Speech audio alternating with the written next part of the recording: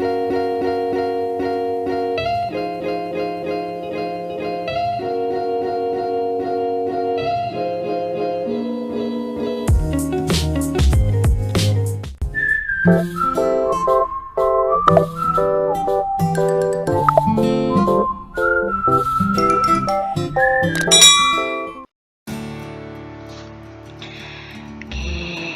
anak-anak, Assalamualaikum. Jumpa lagi dengan Ustazah Rara ya. Nah, bagaimana kabar kalian hari ini? Ustazah harap semuanya selalu sehat ya. Kalau ada yang sakit cepat sembuh ya. Jangan lupa makan yang banyak, oke? Nah, oke. Hari ini Ustazah Rara akan menjelaskan 2 materi. Kita tetap di tema 1, tetapi kita sudah berpindah ke subtema 2. Hari Senin kemarin itu kan sudah dijelaskan sama Ustazah Asih ya, pembelajaran 1 dan pembelajaran 2 di subtema 2. Nah, hari ini Ustazah Rara akan menjelaskan pembelajaran 3 dan pembelajaran 4 ya di subtema 2. Oke. Nah, untuk pembelajaran 3 di subtema 2 ini kita akan bertemu dengan materi tentang indera pendengar manusia. Nah, siapa sih yang belum tahu indera pendengar manusia itu bentuknya seperti apa? Pasti semuanya sudah tahu kan ya. Kalau indera pendengar manusia itu adalah telinga. Nah, telinga itu sangat berperan penting dalam kehidupan sehari-hari. Kenapa? Karena dengan adanya telinga kita kan bisa berkomunikasi, kita bisa bersosialisasi, kemudian kita bisa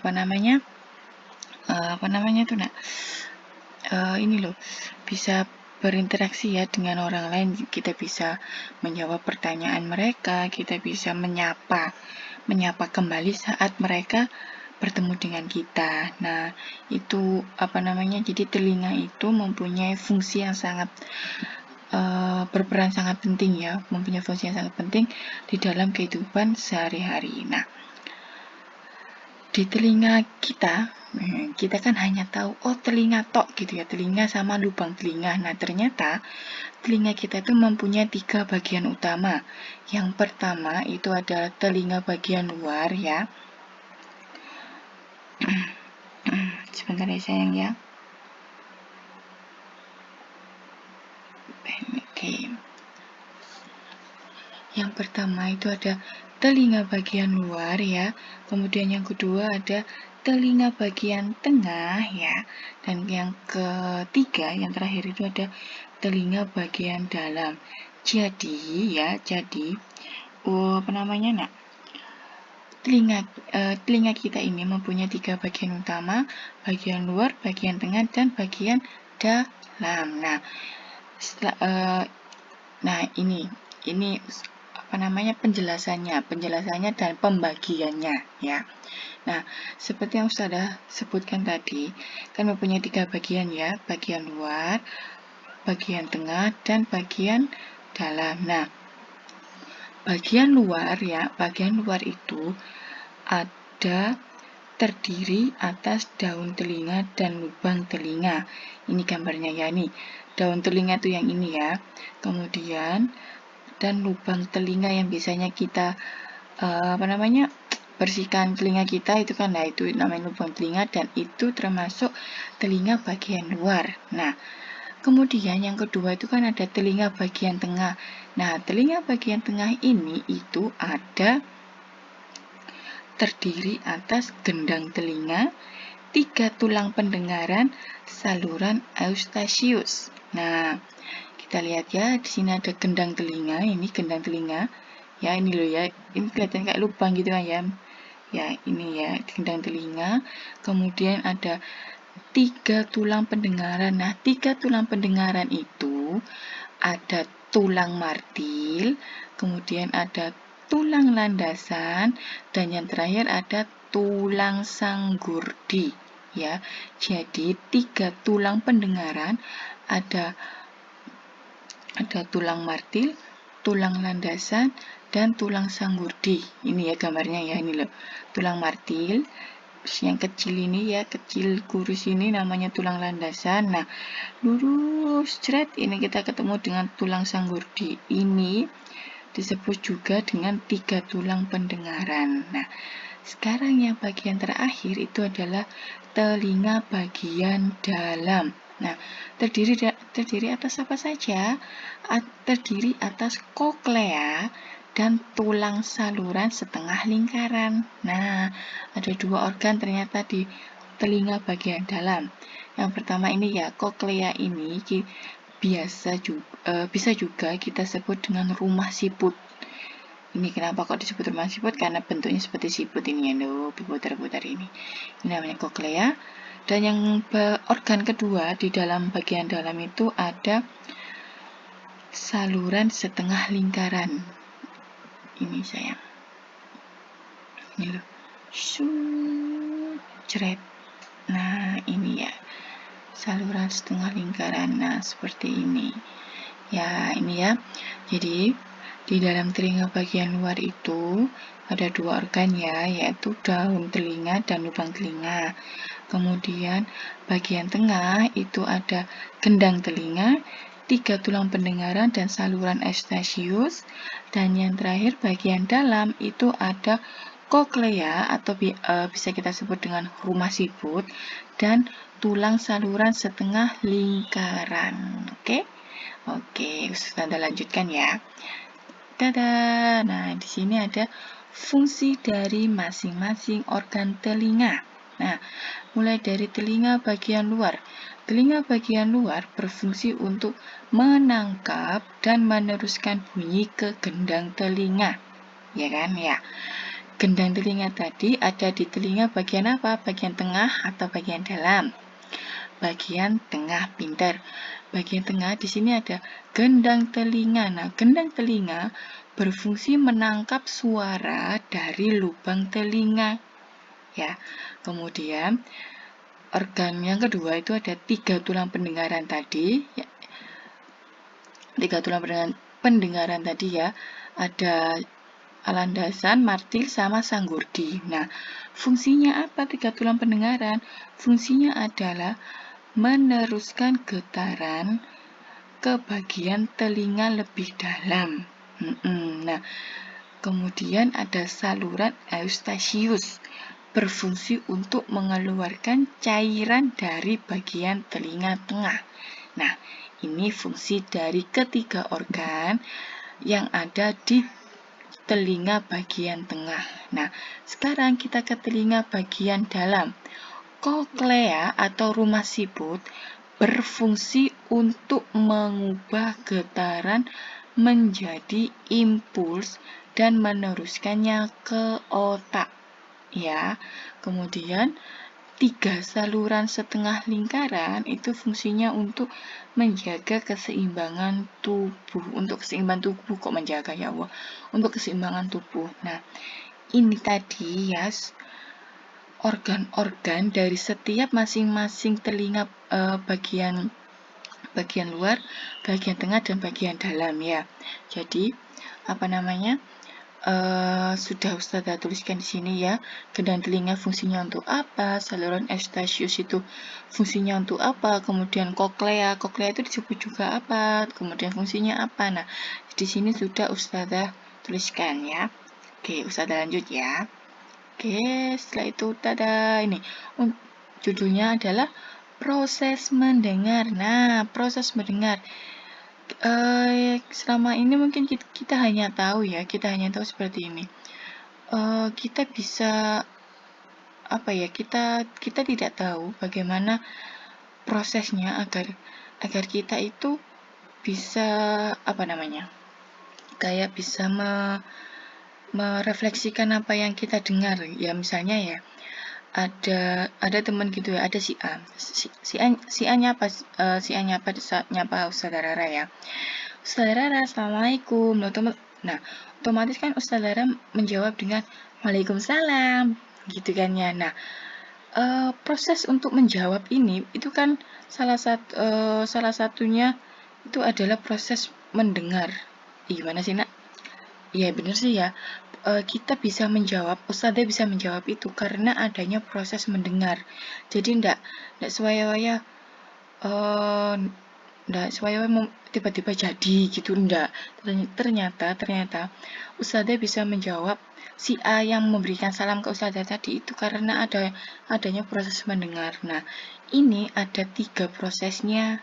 Nah, proses yang pertama itu getaran dari sumber bunyi itu masuknya ke telinga bagian luar, ke lubang telinga dulu nak ya. Itu suaranya masuk ke lubang telinga kita. Nah, habis gitu terus diteruskan ke gendang telinga. Gendang telinga tadi kan bagian tengah. Nah, setelah ke gendang telinga ya, kemudian gendang telinga ini tadi meneruskannya ke 3 tulang pendengaran. Tadi ada apa aja? Landasan, martil, sama sanggurdi ya, 3 tulang pendengaran. Setelah itu ya, 3 tulang pendengaran ini meneruskannya ke telinga bagian dalam. Kemana tadi? Ke rumah siput, ke koklea ya. Setelah ke rumah siput ini, itu rumah siput akan mengubah getaran suara menjadi impuls, lalu diteruskan ke jaringan otak atau ke saraf otak sehingga kita bisa mendengar entah itu orang yang menyapa kita, entah itu orang yang bertanya dengan kita, jadi kita bisa menjawabnya secara refleks, secara langsung gitu loh ya. Jadi ndak mikir-mikir dulu. Mungkin kalau dikasih pertanyaan 3 kali 3 kita mikirkan ya lah. Kalau misalnya kalau disapa Assalamualaikum, nah masa ya kita mikir jawab apa ya, kayaknya nggak mungkin ya. Nah makanya itu kita bisa menjawab salam Assalamualaikum dengan jawaban Waalaikumsalam. Itu adalah salah satu proses mendengar agak proses mendengar sehingga kita bisa menjawab atau merefleksikan apa yang kita dengar barusan itu tadi ya. Oke, sampai sini ada yang ditanyakan? Iya. Oke, Ustazah lanjut ya. Lanjut terus kayak kereta api tutut tutut. Oke, nah ini dia.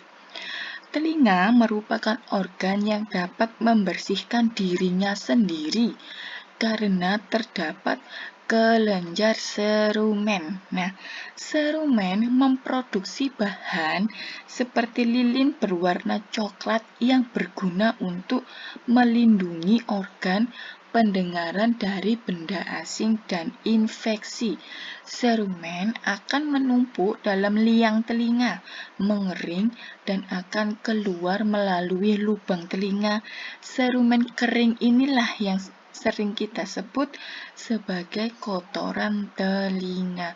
Nah, berarti telinga ini berarti termasuk mandiri ya.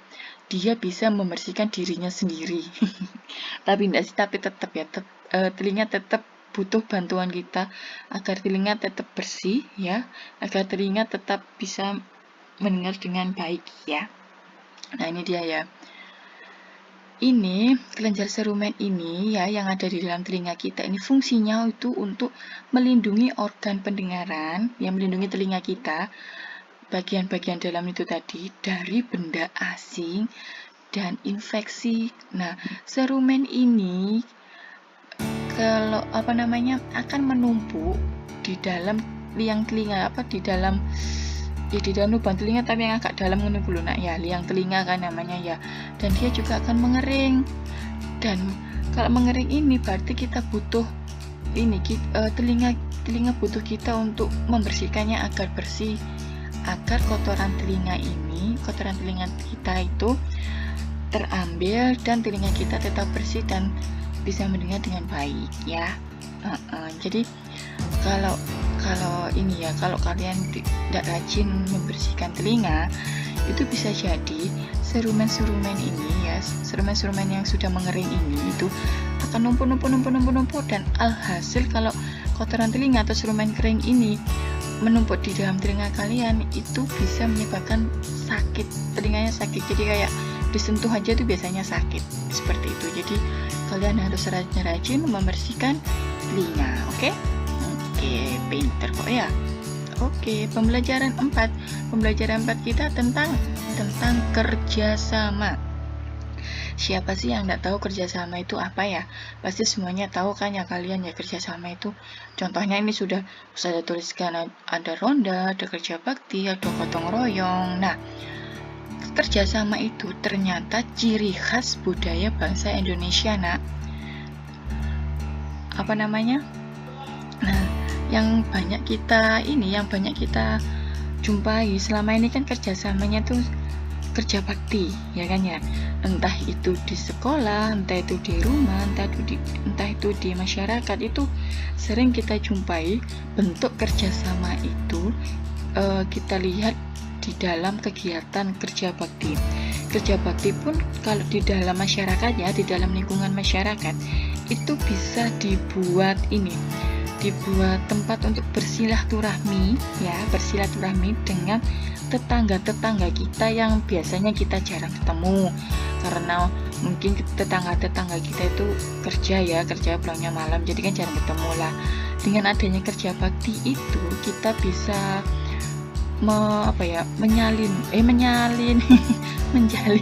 menjalin silaturahmi kita terhadap tetangga-tetangga kita, agar hubungan kita dengan tetangga akan tetap baik ya, kalau bisa sih lebih baik ya, seperti itu. Salah satu tujuan kerja bakti yang ada di di lingkungan masyarakat. Nah, ternyata kan kerjasama itu bentuknya tidak hanya kerja bakti ya, di lingkungan masyarakat itu biasanya entah itu di lingkungan desa ataupun lingkungan kota, sebelum pandemi itu ada kegiatan ronda malam. Nah, kegiatan ronda malam ini biasanya dilakukan oleh kepala keluarga, berarti ayah, bapak ataupun papa ya. Nah, biasanya dilakukan malam hari. Biasanya kayak ada tung apa sih nak, kentongan itu loh nak, biasanya kan bawa kentongan itu. Nah, kalau sebelum pandemi kan biasanya akan ada jadwal untuk kepala keluarga untuk melaksanakan ronda malam di lingkungan sekitarnya ya, entah itu di lingkungan desa ataupun entah itu di lingkungan kota. Nah, dengan adanya Siskamling ini nak, sorry ronda malam, betul ya, ini ya, maaf ya, ronda juga dikenal dengan istilah sistem keamanan lingkungan atau Siskamling. Nah, ini ya, Ustazah belum jelaskan kok tiba-tiba bilang Siskamling ya. Nah, ronda malam itu bisa disebut dengan Siskamling. Nah, Siskamling singkatannya itu adalah sistem keamanan lingkungan. Nah, biasanya kalau ada kegiatan Siskamling ini, lingkungan rumah kita itu akan terasa aman, akan terasa nyaman. Kita istirahat malam itu dengan tenang gitu loh.